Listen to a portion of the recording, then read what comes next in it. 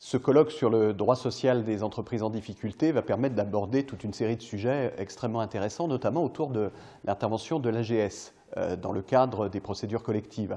Alors l'AGS, depuis sa création, a eu l'occasion de verser en avance près de 60 milliards d'euros, ce qui est une somme considérable, et quand on compare ce régime à d'autres régimes en Europe, c'est un régime qui a un champ d'intervention extrêmement large et extrêmement protecteur, ce qui soulève des questions bien évidemment d'équilibre financier pour que l'AGS puisse continuer à exercer sa mission. C'est toutes ces questions qui vont être évoquées. Par exemple, les voies et moyens selon lesquels le principe de subsidiarité, c'est-à-dire le principe selon lequel l'AGS n'intervient qu'à défaut de fonds disponibles, est mis en œuvre.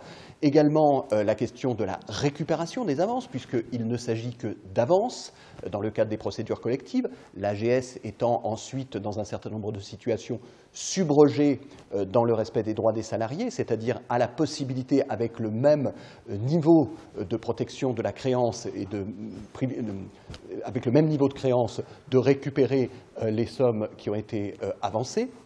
Et puis, évidemment, ça soulève toute la question également des évolutions qui sont susceptibles d'être envisagées. Faut-il continuer, par exemple, à ce que les créances indemnitaires soient garanties par l'AGS, alors que ce n'est pas le cas, par exemple, en Belgique ou en Allemagne? Faut-il faire en sorte que la prise en charge, par exemple, des mesures d'accompagnement dans le cadre des plans de sauvegarde de l'emploi, qui est aujourd'hui possible, mais qui est très très faiblement utilisé, soit plus largement mise en œuvre? C'est toutes ces questions auxquelles nous aurons à cœur d'apporter des réponses.